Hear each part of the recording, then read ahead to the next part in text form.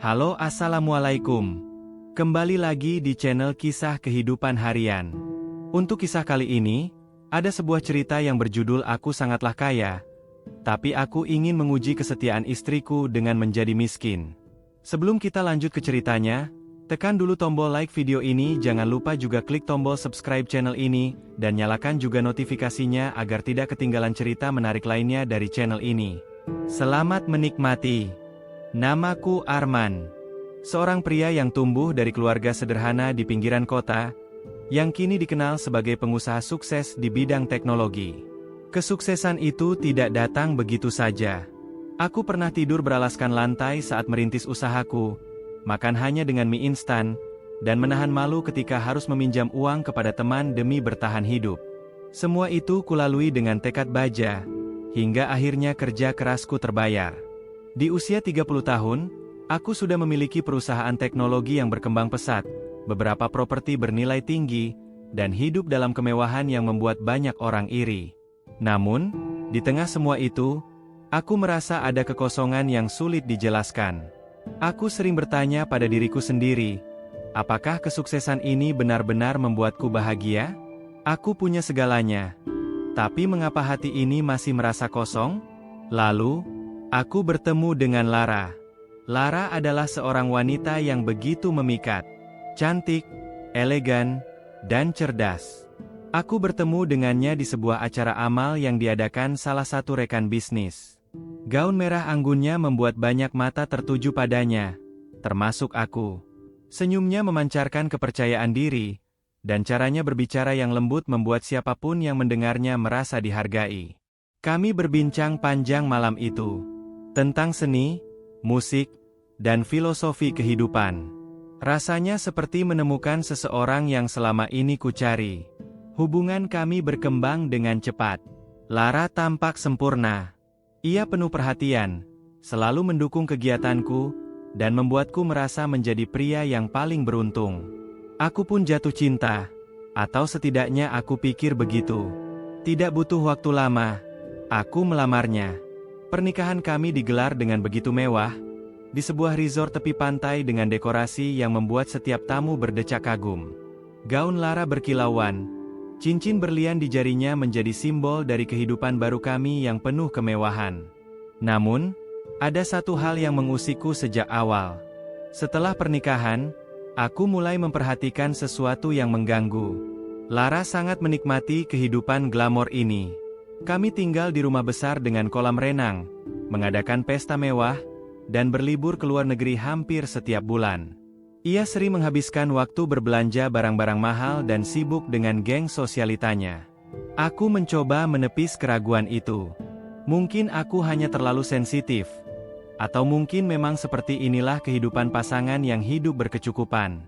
Namun, di setiap pelukannya, di setiap ciuman selamat malam yang ia berikan, aku terus bertanya dalam hati, apakah Lara benar-benar mencintaiku, atau hanya mencintai kekayaanku? Perasaan ini semakin menumpuk seiring berjalannya waktu. Aku ingin percaya bahwa Lara adalah wanita yang tulus, tapi ada keraguan yang tak bisa kuabaikan. Mungkin, hanya ada satu cara untuk mengetahui kebenarannya, menguji kesetiaannya. Keraguan yang terus menghantui pikiranku semakin menjadi. Aku mencintai Lara, tapi aku juga takut. Takut jika cinta yang ia tunjukkan hanyalah fata morgana yang bersandar pada harta dan kemewahan. Aku tidak ingin menjadi pria yang dicintai hanya karena kekayaannya. Aku ingin dicintai karena siapa diriku, bukan apa yang kumiliki. Maka, aku pun menyusun sebuah rencana. Aku memutuskan untuk berpura-pura bangkrut. Sebuah kebangkrutan mendadak yang terkesan nyata. Aku berbicara dengan tim keuanganku untuk mengatur langkah ini dengan hati-hati. Semua transaksi, laporan keuangan, hingga pengumuman ke publik diatur dengan detail. Aku menyebarkan kabar bahwa perusahaanku menghadapi krisis besar akibat proyek yang gagal, kehilangan banyak klien, dan terjerat utang yang menggunung. Semua aset likuid yang terlihat harus disembunyikan. Mobil-mobil mewahku disimpan di rumah peristirahatan di luar kota. Kartu kredit dibekukan. Aku bahkan meminta pengacara pribadiku membuat surat pemberitahuan pilot yang tampak sah. Hanya segelintir orang kepercayaanku yang tahu ini semua hanyalah sandiwara. Suatu malam, aku mengajak Lara duduk di ruang tamu rumah kami yang besar. Namun malam itu terasa begitu sunyi. Aku menatap matanya dalam-dalam, mencoba membaca apa yang tersembunyi di balik kecantikannya. Lara, ada sesuatu yang harus kuberitahukan. Suaraku berat, penuh kepura-puraan yang terasa nyata. Lara menatapku dengan alis mengernyit. Kenapa? Mas, kamu kelihatan serius sekali. Aku menarik napas panjang. Perusahaanku sedang dalam masalah besar. Kita mungkin akan kehilangan semuanya. Sejenak, hanya ada keheningan. Wajah Lara terlihat terkejut. Tapi bukan jenis keterkejutan yang kupikirkan. Bukan kecemasan tentang bagaimana aku, suaminya, akan menghadapi masalah ini. Yang kulihat adalah ketakutan. Ketakutan akan kehilangan kenyamanan yang selama ini ia nikmati. Kehilangan semuanya? Maksudnya gimana? Rumah ini juga? Liburan kita? Mobil-mobil itu? Suaranya meninggi. Aku mengangguk pelan. Iya. Aku mungkin harus menjual rumah ini. Kita harus pindah ke tempat yang lebih sederhana. Dan aku perlu dukunganmu, Lara. Aku butuh kamu di sisiku. Apapun yang terjadi. Lara terdiam. Tatapan matanya kini tak lagi hangat. Aku merasakan tembok yang seolah mulai terbentuk di antara kami. Aku butuh waktu untuk memikirkan ini, Mas, ujarnya akhirnya, dengan suara yang terdengar goyah. Aku hanya mengangguk. Tapi jauh di dalam hati, aku mulai mengerti jawabannya. Hari-hari berlalu dengan suasana yang semakin dingin. Lara mulai menunjukkan perubahan yang semakin jelas. Ia tidak lagi menyapaku dengan hangat setiap pagi seperti biasanya. Tatapan matanya sering kosong, seperti memikirkan hal lain yang lebih penting daripada kebersamaan kami. Rumah besar yang dahulu penuh tawa kini hanya berisi keheningan. Aku sengaja mulai menjalani hidup lebih sederhana sebagai bagian dari rencana ini. Mobil mewahku kini tak lagi terlihat di garasi, digantikan oleh mobil tua yang biasa dipakai karyawan kantorku. Aku juga berpura-pura menjual beberapa barang berharga di rumah, membuat keadaan terlihat semakin sulit. Sore itu, aku mendengar suara langkah kaki Lara turun dari tangga. Ia berpakaian rapi, memakai gaun mahal yang baru saja kubelikan sebelum sandiwara ini dimulai. Aku menatapnya, mencoba tersenyum. Mau pergi, sayang? Tanyaku lembut. Lara mengangguk, tapi dengan nada dingin. Iya, ada acara arisan dengan teman-teman. Aku butuh sedikit hiburan dari semua tekanan ini. Aku hanya mengangguk pelan, meski hatiku bergetar. Lara kini lebih sering keluar rumah, lebih sering menghindar daripada duduk dan bicara denganku seperti dulu. Hingga suatu malam, ketika aku sedang membereskan berkas-berkas di ruang kerja, ponsel Lara berbunyi di atas meja. Sebuah pesan masuk, dan layar ponselnya menyala cukup lama hingga aku tak sengaja membaca isinya. Sayang, aku kangen. Kapan kita bisa ketemu lagi? Aku akan buat kamu lupa semua masalah itu. Darahku berdesir. Jantungku berdetak lebih cepat dari biasanya.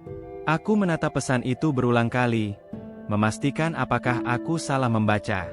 Namun, jelas terlihat nama seorang pria yang asing bagiku. Aku mencoba menahan diri. Mungkin itu hanya teman biasa. Namun, saat malam semakin larut dan Lara belum pulang, keraguan itu berubah menjadi rasa sakit yang mencengkeram dada. Ketika Lara pulang, aroma parfum pria yang asing tercium samar dari tubuhnya. Aku tak bertanya malam itu, hanya mengamati. Esok harinya, aku memutuskan untuk menguji segalanya sekali lagi. Saat sarapan, aku menatap Lara yang duduk di seberang meja. Lara, apa kamu masih percaya sama aku? Tanyaku perlahan. Ia hanya tersenyum tipis, tetapi matanya menghindari tatapanku. Tentu saja, Mas. Namun hatiku tahu, cinta yang dulu hangat mulai memudar. Aku merasakan ada yang berubah, ada yang hilang, dan aku mulai sadar bahwa mungkin semua yang pernah kami miliki hanya ilusi yang dibalut oleh kemewahan. Hari itu, hujan turun deras membasahi halaman rumah. Aku duduk di ruang kerja, memandangi foto pernikahan kami yang kini terasa seperti kenangan yang perlahan memudar.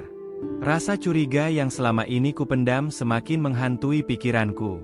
Lara semakin jarang pulang tepat waktu. Jika pulang pun, dia hanya menghabiskan waktu dengan ponselnya, seakan dunia di dalam layar itu lebih menarik daripada aku. Sore itu, aku memutuskan untuk mengikuti Lara diam-diam. Ia pergi dengan alasan bertemu teman. Namun ada hal yang membuatku yakin itu lebih dari sekadar pertemuan biasa. Mobilnya melaju ke arah sebuah kafe di sudut kota, tempat yang jarang kami kunjungi bersama. Dari kejauhan, aku melihatnya masuk dan bertemu dengan seorang pria muda berpenampilan rapi. Mereka duduk di sudut ruangan yang agak tersembunyi. Aku bisa melihat mereka berbicara begitu akrab. Bahkan sesekali pria itu menggenggam tangan Lara. Dadaku terasa sesak. Namun, aku menahan diri. Aku memilih pergi sebelum emosiku meledak. Malamnya, saat Lara pulang dengan senyum tipis seperti biasa, aku sudah bersiap menghadapinya. "Lara, aku ingin bicara," ujarku dengan nada datar. Dia mengangguk, duduk di sofa dengan wajah sedikit jenuh. "Ada apa, Mas?" Aku menatapnya lekat. "Siapa pria yang tadi bersamamu di kafe?" Wajahnya berubah pucat seketika. Lara tergagap. Hanya teman. Aku sudah bilangkan, aku butuh teman bicara. Semua ini berat." Aku menghela napas panjang, berusaha menahan amarah yang sudah di ujung tenggorokan. "Teman? Teman seperti apa yang menggenggam tanganmu?" "Lara, aku tahu kamu mulai berubah. Aku pura-pura bangkrut untuk menguji kesetiaanmu, dan sekarang aku melihat dengan mata kepalaku sendiri." Lara terdiam. Matanya berkaca-kaca. Namun bukan karena penyesalan. Lebih kepada rasa takut ketahuan. "Apa aku sudah tak cukup bagimu tanpa semua harta itu?" tanyaku lirih. Dia berdiri, melipat tangannya di dada. "Ma, aku nggak bisa hidup susah. Aku butuh kenyamanan. Mungkin kita butuh waktu untuk berpikir ulang soal pernikahan ini." Aku menatapnya dengan getir. "Jadi semua hanya tentang uang, Lara? Cinta kita, semua yang kita bangun bersama, hanya berarti jika aku kaya?" Dia tidak menjawab. Keheningan malam itu begitu menyakitkan. Aku tahu, pernikahan kami sudah retak. Hari-hari setelah pengkhianatan itu menjadi sunyi. Kami tinggal serumah, tetapi rasanya seperti dua orang asing yang terjebak dalam tembok yang sama. Lara semakin menjaga jarak, dan aku merasa kehadiranku sudah tidak lagi berarti baginya. Suatu malam, aku mengambil keputusan yang berat. Aku menatap surat cerai yang sudah kusiapkan sejak beberapa hari lalu. Tanganku gemetar saat menandatanganinya, menyadari ini adalah akhir dari kisah yang pernah kucintai dengan sepenuh hati. Ketika Lara pulang malam itu, aku duduk di ruang tamu dengan amplop berisi surat cerai di atas meja.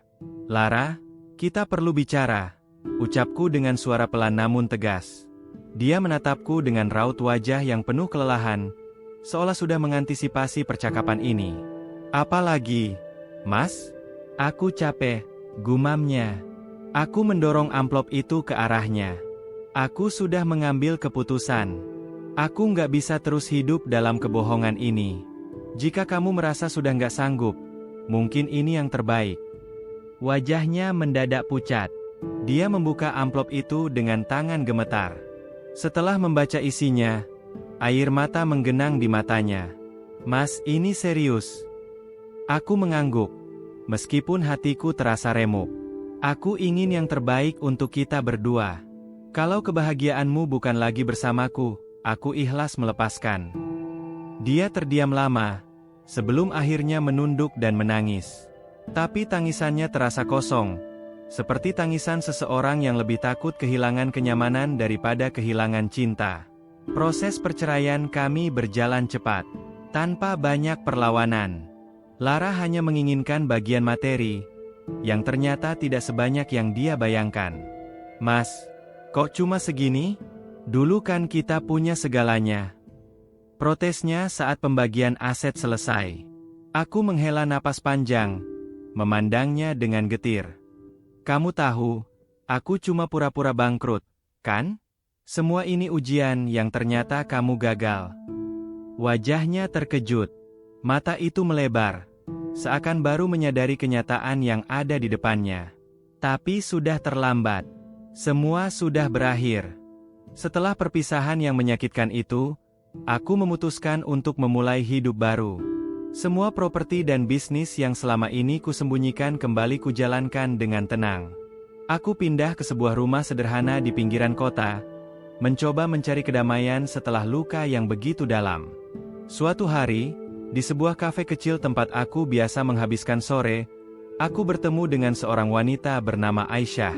Penampilannya begitu sederhana, hanya mengenakan gamis biru lembut dengan kerudung putih polos. Namun, ada ketenangan yang terpancar dari matanya. Kami mulai berbincang tentang hal-hal sederhana. Hujan yang turun sore itu, musik yang mengalun pelan, hingga cita-cita yang ia impikan. Aisyah adalah seorang guru TK yang mengabdikan diri di panti asuhan. Apa yang membuatmu memilih jalan ini, Aisyah? Tanyaku suatu hari. Dia tersenyum lembut, menunduk sesaat sebelum menjawab. Karena kebahagiaan itu sederhana, Mas. Kadang bukan soal harta, tapi tentang merasa cukup dan bermanfaat untuk orang lain. Jawabannya menampar kesadaranku. Begitu jauh bedanya dengan kehidupan penuh kepalsuan yang pernah kualami. Seiring waktu, kami semakin dekat. Tanpa ada kemewahan, tanpa pura-pura. Aku bisa menjadi diriku sendiri saat bersamanya. Ketika akhirnya aku melamar Aisyah, dia tidak bertanya soal pekerjaanku atau hartaku. Yang ia tanyakan hanya satu hal. Mas, apa benar-benar yakin mencintaiku apa adanya? Aku mengangguk dengan mantap. Kami menikah dengan sederhana, hanya dihadiri keluarga dan teman terdekat. Tidak ada pesta megah, tidak ada perhiasan berlebih. Hanya doa yang tulus dan janji untuk saling mencintai dalam suka maupun duka. Sementara aku menjalani kehidupan penuh cinta dan ketulusan bersama Aisyah, kabar tentang mantan istriku, Karina, akhirnya sampai di telingaku. Setelah perceraian kami, Karina berusaha mencari pasangan lain yang bisa memberinya kemewahan seperti dulu. Namun, keberuntungan tak berpihak padanya. Pria-pria yang mendekatinya hanya ingin memanfaatkan penampilannya. Perlahan, harta yang ia dapatkan dari perceraian kami habis. Suatu hari, aku bertemu dengannya di sebuah pusat perbelanjaan. Penampilannya jauh berbeda. Wajahnya tampak letih. Pakaian mewah yang dulu selalu membalut tubuhnya kini tergantikan dengan busana sederhana namun lusuh. Raka. Panggilnya dengan suara bergetar. Aku menoleh. Ada perasaan iba yang muncul. Namun luka masa lalu mengingatkanku untuk tetap tegas. Karina, apa kabar? Tanyaku sopan, menjaga jarak. Dia menunduk. Matanya berkaca-kaca. Aku menyesal, Raka. Aku salah meninggalkanmu dulu. Aku butuh seseorang yang benar-benar peduli, bukan hanya harta. Aku menarik napas panjang. Luka di hatiku sudah lama sembuh, digantikan oleh cinta tulus dari Aisyah. Maaf, Karina. Aku sudah menemukan seseorang yang mencintaiku apa adanya. Aku harap kamu bisa belajar dari semua ini. Kebahagiaan tidak diukur dari harta, tapi dari ketulusan.